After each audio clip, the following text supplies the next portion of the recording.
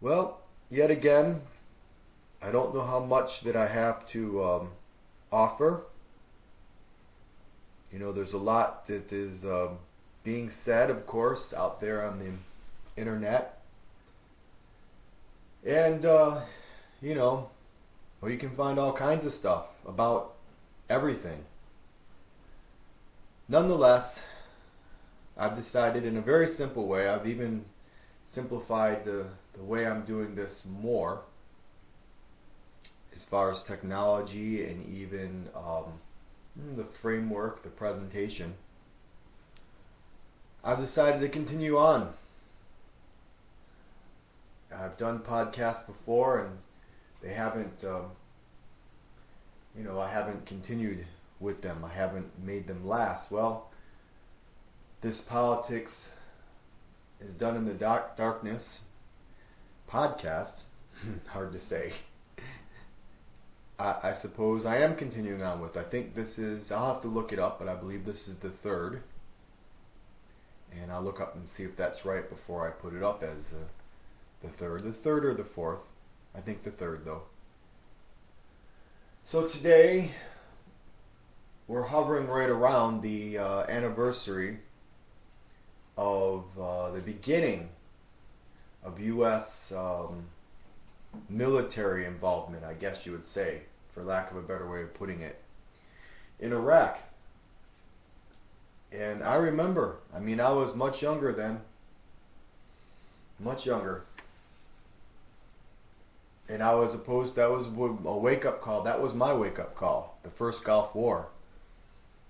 I was passionately against the first Gulf War. And I have been against everything that they've done to Iraq, including the sanctions and ongoing military campaigns, smaller than the first Gulf War up until the time of W. Funny how it started with Senior and then went on to W. Bush. I have always thought that it was strange, on a side note, a conspiracy theory note, that the speech, the New World Order speech, was given on September 11th. I believe it was September 11th, 1990. So that would be September 11th. I think, if I'm correct, and others can look this up, 11 years exactly before the September 11th, which was always kind of odd to me. Some could say it's a coincidence, but it sure is quite a coincidence. So every president since then, since George Senior,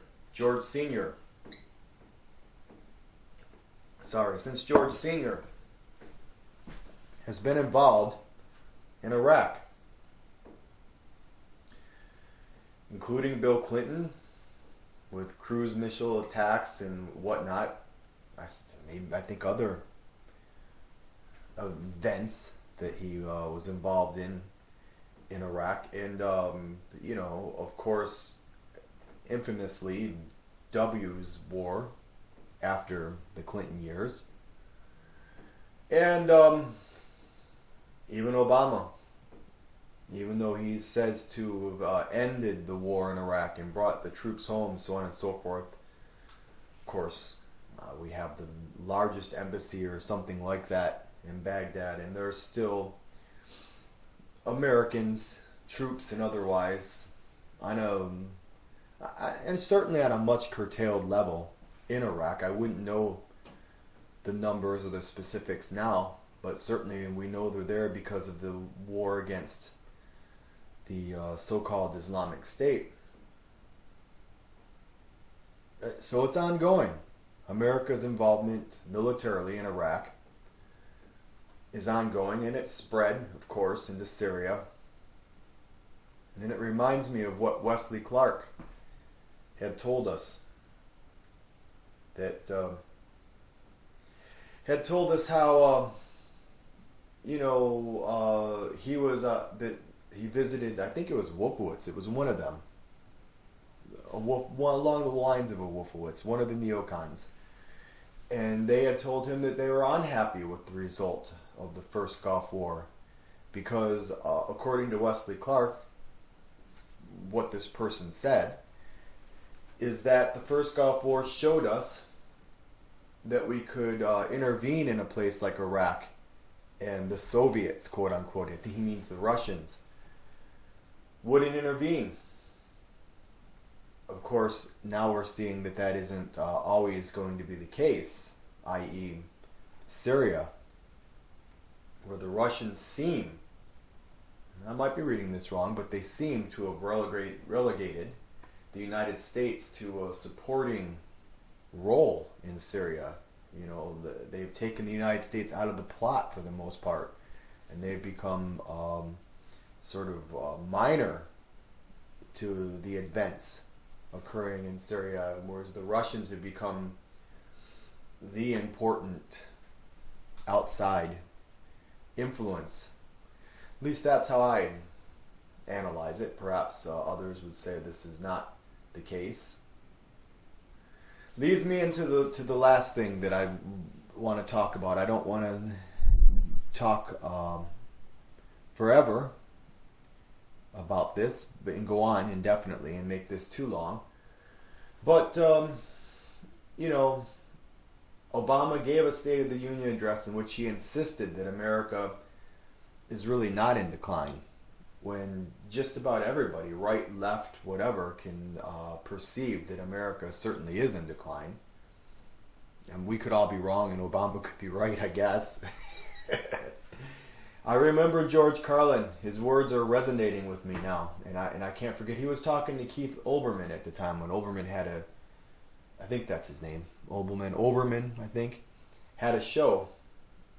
And Carlin was a little bit of a fan of the show, liked it better than other news shows at least, and went on the show. In the course of an interview, when lots of words were said, the thing that stood out to me was when George Carlin told, you know, Keith Olbermann wanted to still have a belief, you know, wanted to think that, you know, but Carlin said, no, this country is finished. And I think that pretty much sums it up for the United States of America. At least finished as an empire. You know, maybe there's a chance that we could be a normal country again. Who knows? There's potential for that, I guess. Not if we have the current mindset. I hate to make things generational, but it seems that it's the baby boomers who insist that America must continue on being the most relevant country in the world, the most important country in the world,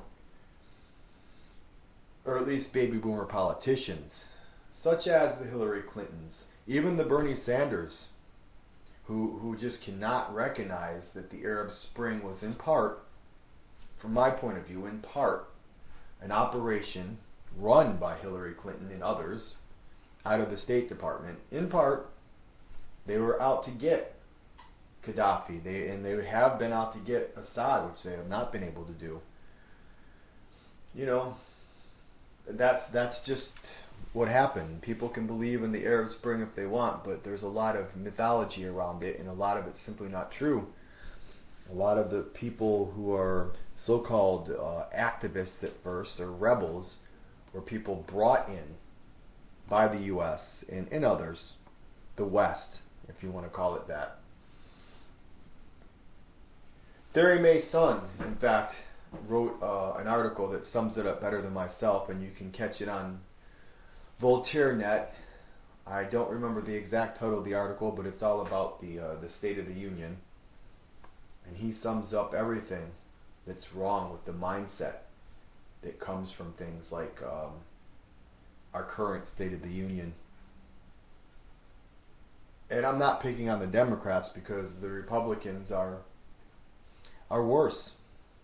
Although, oddly enough, Trump sometimes has things to say about, he says so many things that are horrible. That's a given. And, you know, the things he says are outrageous. But when he talks about foreign policy in Syria, he gets it right. He talks about how we shouldn't be at odds with the Russians.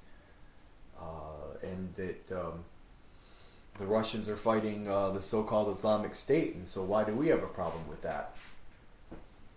Exactly. Well, that's because it hasn't really been about that. It's been about the U.S. versus Russia for, ongoing. The Cold War never really ended, and now we have China waiting in the wings, allegedly becoming a superpower, at least economically, maybe not militarily yet, but I suppose they're working on that. Currently, though, I would say still the two greatest powers in the world are the United States and Russia. The United States spends a lot more money on its military, but it really isn't clear whether the United States is the most powerful military in the world, as Obama says. That's not so cut and dry. Maybe it is, maybe it isn't. And maybe the Russians now have the most powerful military in the world. It's difficult to say. But we do know that China is waiting in the wings to take their turn, at least economically, certainly on the world stage. And if you look at internally what's happening to the United States of America, there's no doubt. There is no doubt that people are feeling the hurt, and there's only what I could describe as decline within the U.S. The inequality in the United States of America, probably worldwide, but certainly in the United States of America, which is more what I can speak to, is outrageous. The inequality is beyond anything that there's still people that I've met that I know who are from countries foreign to the United States, who have a vision of the United States in their minds. They still look up to it. They still, even after everything, many of them, you would think that they really want to be Americans. Many of them, they still have this view of America. But I'm telling you that it certainly isn't. It maybe never was true, but it certainly isn't as true as it used to be, at least. And it's nice that they feel that about us. I'm flattered, and I'd like for them to think these things about the U.S. actually. And it's kind of quaint and romantic in a way that they think these things. Good that we have so much influence on the world still. Nonetheless, the U.S. is in decline, and other countries are on the rise.